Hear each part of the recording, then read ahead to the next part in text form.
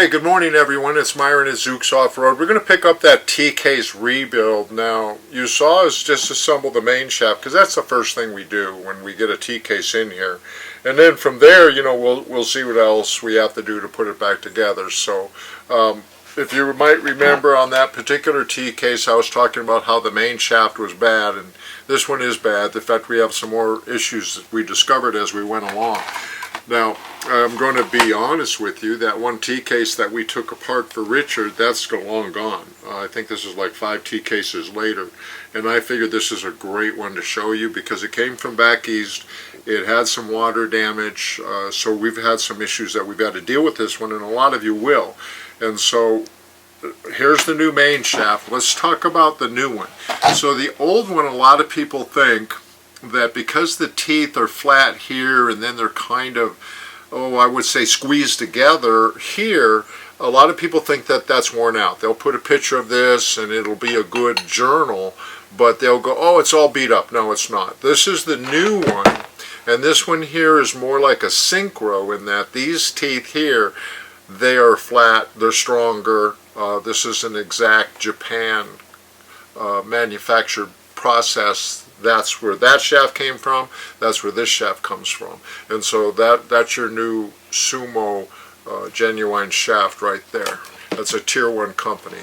So that we knew was bad.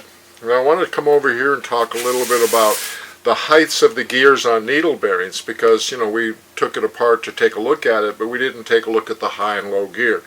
Your low gear is always going to be bigger, and you'll see a picture here. It's going to show this to you. We have different height bearings. We have different height gears, and the gears have got teeth on one side for a coupler, and they don't on the other. So obviously, what that's for is for the coupler to lock into it. You see how that just locked into that gear or locked into this gear? Well, it can't lock into both of the gears because they're too far apart. But this is what happens when you're flat towing these, just so you get an idea here. Now, I don't have it in the right position. That's not what I'm showing you. What I'm just showing you here is that when you lock that coupler together, now this is one piece.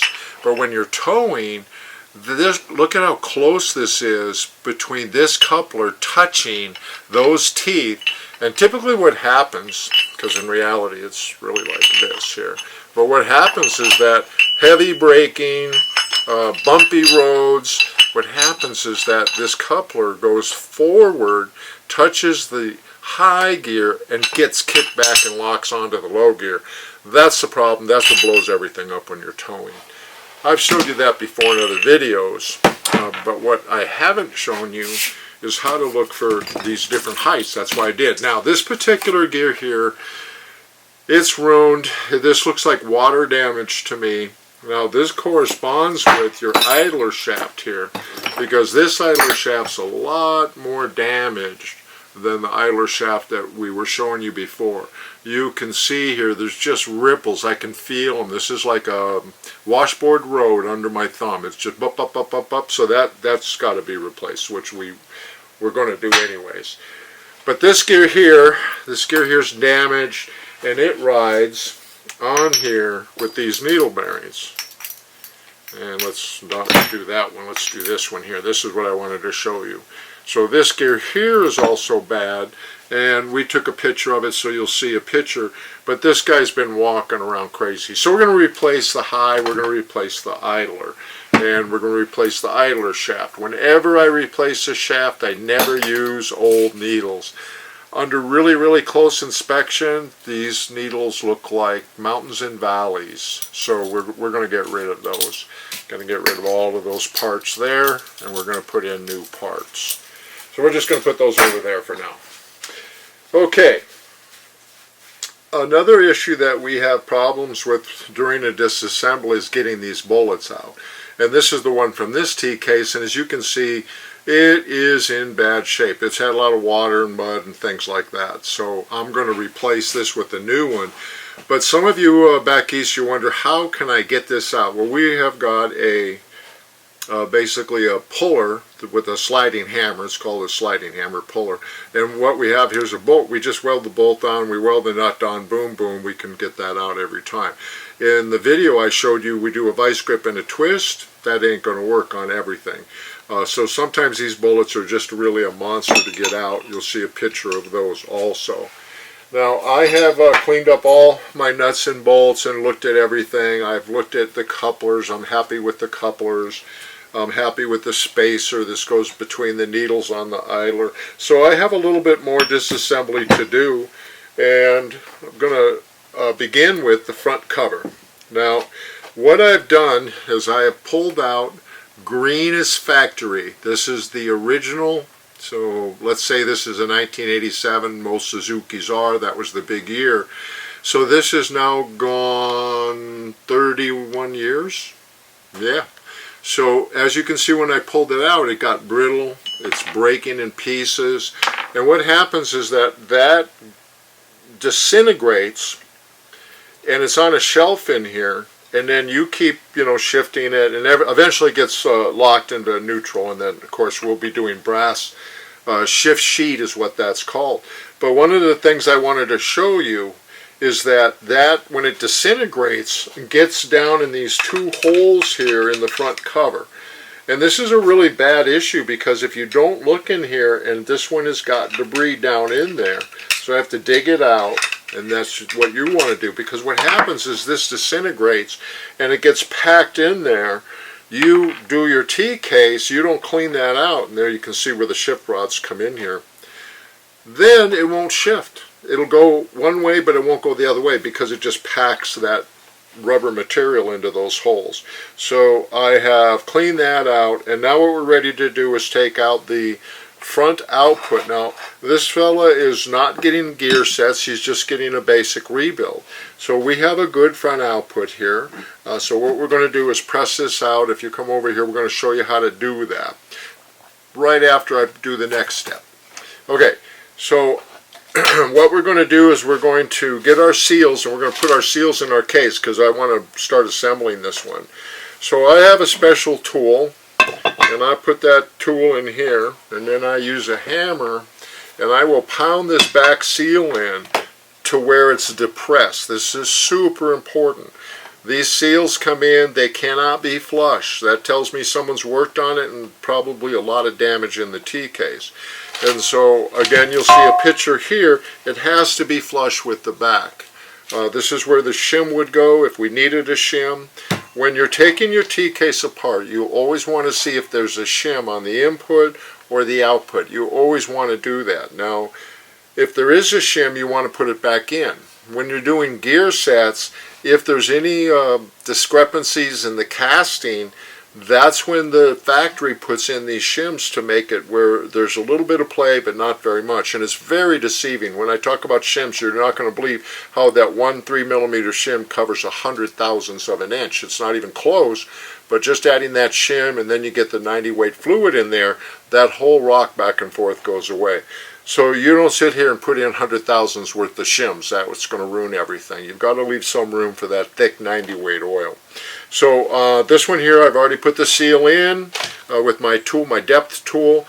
And don't forget, you always want to grease these seals. I always appreciate these Japanese seals, because the Japanese ones, not the rears but the fronts, they come with the grease already in it from the factory, from Suzuki. I really like that.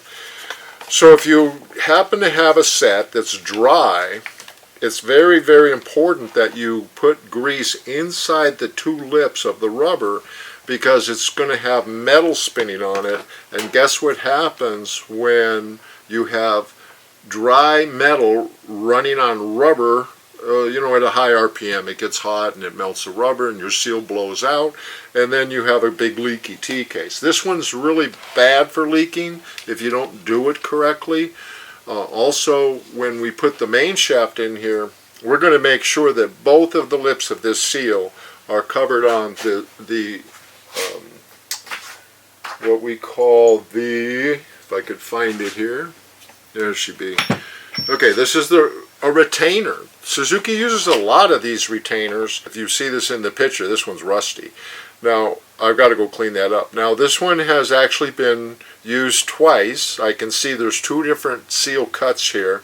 And then I can tell that this last time it was put this out to the exterior because it's all dirty and rusty, which is fine. It's exposed behind that front pulley. But this is what's so important, is that that has to be sticking through both lips of the seal, or else the T-case is going to drain out of oil in a few miles after you just rebuilt it, and it's going to get all burnt up, and you're going to get really frustrated, and then you're going to sell your Samurai, and then you're going to regret selling it, and then you're going to buy another one and put more money into it. So don't be like Myron. Fix it right the first time. My first Samurai, boy, did I learn a lot. 9 suspensions, many engines, many different kinds of fuel systems, many different seats, many drive shafts. I really learned a lot on my own car. All right, let's put some seals in here. So these seals are literally press in. They really truly are. A lot of times you can pound them in if you want. I like to press them in and then see what I want to do if I want to hammer them in. We've got 2 seals, one for the middle cover and one for the front cover here, but we're not going to replace that until we replace the bearing. So let's go ahead and pause here for a minute and get set up over here on the press. All right, here we are at the press. The thing that I want to show you is that you have a alignment bushing that is swedged in here. These are not coming out. Don't try to take them out. So when you're pressing, you have to remember those so that you don't get those and get your work crooked. So in this case, I'm putting them front and back, and what I'm going to do here is pop out this output shaft because I need to replace the bearing.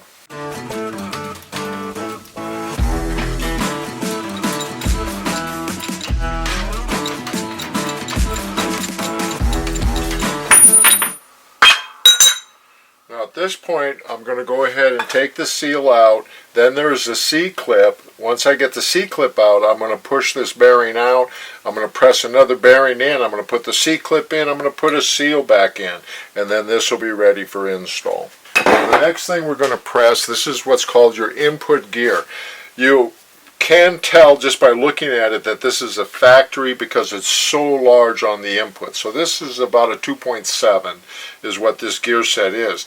As you get aftermarket gears, this gets smaller and smaller and smaller until it's about the size of this bearing here, and that means that it has to rotate a lot more, which is easier on the engine, so that you can put big tires on, put in a different gear set, and you're fooling the engine. You're thinking that the engine's only carrying 5 gallons of water up a hill instead of 500 gallons of water. So it really fools the engine. So we're going to use our clamshell here.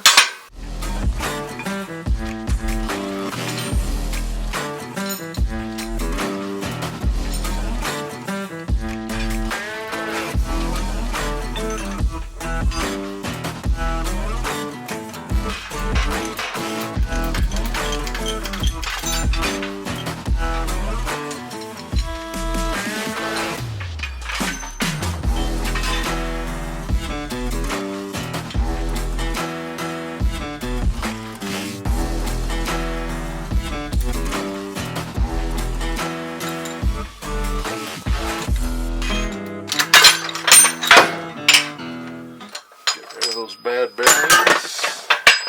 Alright, so that's the input shaft. We'll be pressing on new bearings, getting that ready to go in. Well, that's it for the press work. Let's reassemble this and then put it back together for you. Alright, we're back. I got all the bearings pressed on. I have all my parts ready to go. I want to talk about them in this regard.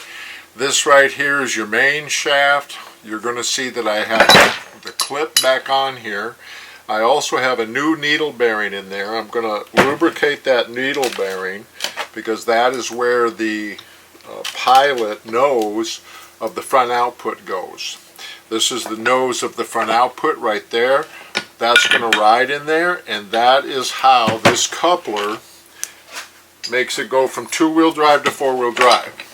So as you can see, when the coupler's back, that is 2-wheel drive. And when the coupler is up, that's 4-wheel drive. Because this customer has stock gears, he did not want to get a heavy-duty front output, which is fine. And so we're ready to go with the new bearing, new seal in the front cover. We have this coupler in place right there. Okay, we have got our input shaft with new bearings on it. They feel really nice. We have got our casting all clean on the inside with our rear main seal. So we're going to start assembling this here. And how we're going to do that is we're going to start with the case half, the big case half.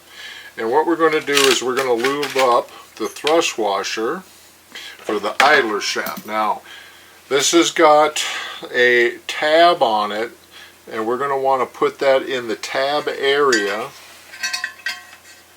And when we put some grease on there, it's going to stick it where I want it to go. So you can see that there. It's very important that that doesn't pivot. I'm going to cheat here a little bit, and I'm going to go ahead and put in one bearing and lubricate it. And I'm going to go ahead and put that in the hole. I don't want to put any grease in that hole because it's going to hydraulic the pin, and I'm going to have a really hard time keeping that pin where I want it to be. So I'm going to do the first needle, and then I'm going to do my spacer for the needle. That'll fit over the O-ring. I'm going to do another right there, and that is where I'm going to drop in what's called my idler. Just want to wipe that off a little bit. Make sure that we have no debris in there. This is a replacement that we're providing. And we're going to go ahead and drop that guy in there and spin him around. I know for a fact that that rear idler stayed where it was supposed to. The next thing I'm going to do is I'm going to take my whole main assembly and I'm going to go ahead and put it down in there.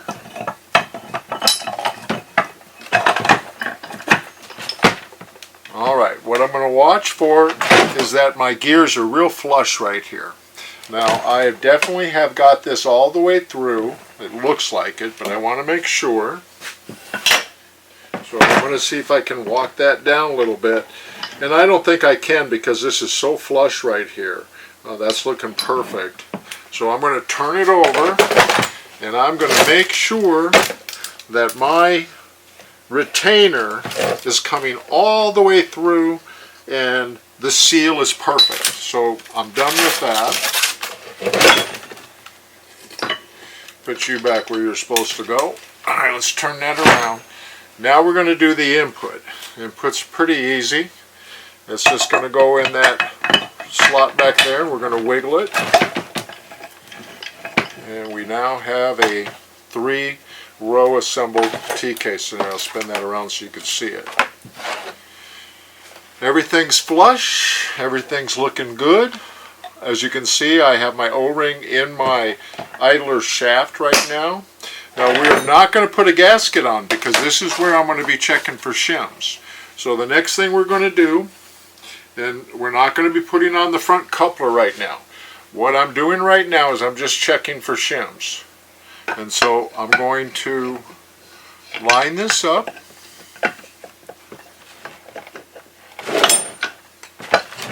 And start working this front cover on.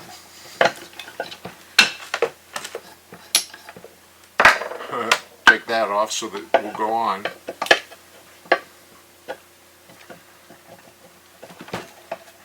I'm not going to start banging on it yet. See, just want to fit it together. I've got everything lined up, so I'm going to start tapping on it here. I have not got my thrust washer in the middle right now because what I want to do is I want to check my shafts and see if I have the need for a shim.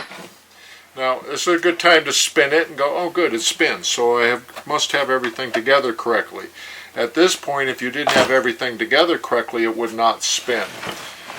Also like to point out, I didn't put a coupler in right now. I'm just simply checking the shaft. So what I'm going to do is I'm going to take just a couple of bolts here.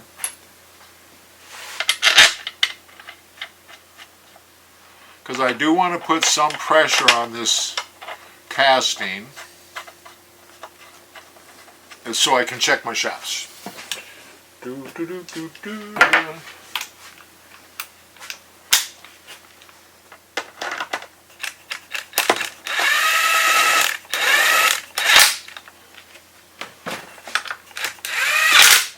A real powerful gun, that DeWalt there, so I don't want to do any damage. But I want to get one more bolt in so that I can really push and pull on these shafts. So this one here, I think I'll go here. In the first video, I talked to you about a plate that we made for our guys. This is going to be pushing like 20 years old. You see it's in the shape of the T case. It even has the center hole. This used to be pretty, but it's probably done 1,000 T cases. So what we do is we take each bolt out and we put it in this pattern. There you see the front cover pattern right there.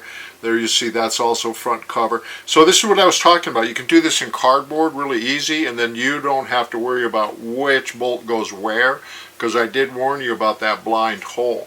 Another thing to look at is when you're putting this together, if you have a bolt that's really far away and starting to thread, you better make sure it's not a blind hole. There's a couple of them, one in the cover, front cover, one up here. You do not want to bust that. They leak forever until you replace the castings. So basically what I've got right now is now I can push and pull.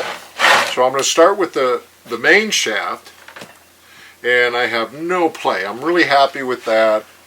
Because there was no shim in that to begin with, and these are stock gears, so we didn't change that. But I am very, very happy with that rotation, because this one's harder to turn. This one's easier for me to return because, again, this is a big gear pushing small, so when I go small, it's easy to spin nice. That spins real nice. Now I'm going to check the input, and I have no play on the input either, which is just fine with me. I'm really good with that. And so I didn't want to have a lot of in and out and be in stock gears. And I'm really sure that this is an original case, first time out. I couldn't see anything that indicated to me that it had aftermarket parts or that someone had worked on it. Everything was perfect. And so at this point here, what I'm going to do now is I am going to take it apart and show you how to get this really tricky thrust washer on. And after that, I don't think you have to watch me work anymore. But we'll see. I like to use Right Stuff, Permatex Right Stuff on the gasket, and that is time consuming, and you have to be careful that you don't rip your gasket. Alright, we got everything out, so now we're going to pound this guy apart and put in the gasket. And when they're clean and they've been apart, they come apart real easy.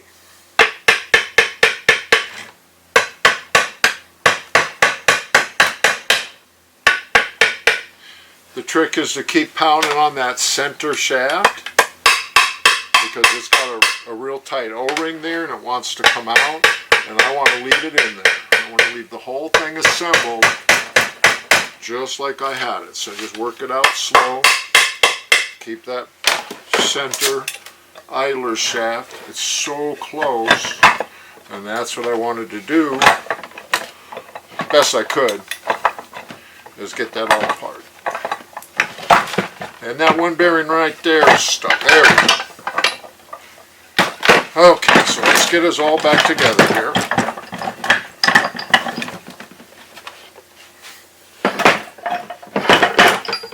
Gravity is your friend. That's why I like to set them up like this, so that they fall into place. Now, I know that my thrust washer in the back is good because I'm totally flush here, but I still need to check the back and make sure that my main shaft came through, and I see no tongue sticking out, everything's fine. So we're going to go back to, I like to work on this way. So this is where I would get my gasket now. You got to bear with me on this one, folks, because I can't show you everything until I do that. You know what? I'm going to skip a step here. Listen, trust me, I'll be putting the gasket on this one. I just want to show you how I do this because you've been watching this video for so long today. So what I do here is I get grease again, and I stick this outer thrust washer. I really grease it up pretty good on that side. I make sure I put my tab in, and it's really hard now to get that off. You see that? It's stuck on there. That's how you want to do it, so that you can get it on there without it falling off. Because if that come out of its little slot and lift it up, then it's crooked and it would bind up the whole assembly. So you put plenty of grease on there, get your tab in the right hole, and I'll just get that ready for when I put on the gasket. Our kits, I will just talk a little bit, our kits do come with the new seal for the bullet, and you remember on this one I had to put a new bullet in. And so you can tell that the seal's there, a new seal, because it just pushes in that last little bit. So we used his speedometer drive. We have the new O-rings here. We have the little shaft there. You can see sometimes when you don't have your speedometer, you look in here and that little square is broken off. Well, you have to replace this. We have all these parts from Japan. We can literally build new T cases without using used parts. Anyways, I don't think you need to see me put the gasket on. I've showed you my tricks. One thing, of course, is that when you're assembling it, let's say our gasket's on right now, when you're assembling it, this is when you need to get the coupler in here. And I do like to put a little grease where the forks are. And one more time on the coupler, because this was in part 1. But when you turn this sideways, it's very obvious on all of them. You have a rounded edge, but here you have a really rounded edge. So the rounded edge goes towards the engine. That's for both couplers.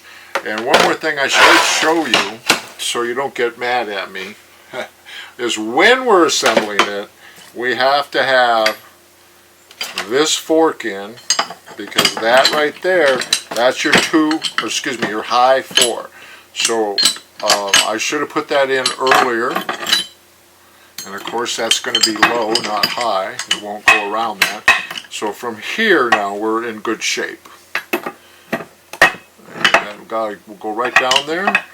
And don't forget, if you've got burrs on this notch, you want to file those off, because it goes through that aluminum tunnel and it can gouge it, and then it won't shift very nice. This particular customer does have twin sticks, so we will not be putting in the center detent ball between the two shift rods. We left the hidden one in there, and then you've got your plug and your spring and your ball. That's the outer, and we're setting this up for twin sticks, if I remember correctly. Better look at the work order, because when I button this up, it's going to be finished. So what we'll try to do is get you a picture of this painted and ready to ship out to the customer, so you see how good it looks when we're all done. Now this is, as I'm just kind of covering everything, this is the breather. I hate these. It's really a good idea if you are in water. I'm probably going to do that with this one. There's a little spring and a cork in there, and the cork's supposed to float, and no water goes in. They always get water in them. I like to take these out, tap it to a 1/4 NPT. Usually I'll cut a couple of the barbs off, and then I'll put a hose and run it up high for you fellas that like to think that Suzukis are submarines. Anyways, this is going to be the end of this video, so we don't have a part 3. We're just going to add a picture to this later. So go wheeling, be safe, have fun, don't forget to subscribe. Thank you very much for supporting us here at Zuk's Off-Road. The new crew is getting a lot of stuff out, and all these things that we've been working on, struggling with, they're getting really close to getting shipped out. We've never had this many my sides in stock, this many Harley carburetors in stock, and that reminds me, I do need to finish this. Harley has now released carburetor. I got carburetors coming out of my ears. They released the carburetors quite a bit early. They said April 2025, and it took about a week of back order, and now they're back. So all you people out there that helped me get carburetors, I bought every one of them from you. Thank you very much. And some of you even sent me carburetors brand new for your kits. That's great. Thank you for helping us through that tough time with Harley. Anyways, that's the end of this one. So again, we'll close with be safe, go wheeling, have fun, and don't forget to subscribe. Thanks for watching Zuk's Off-Road.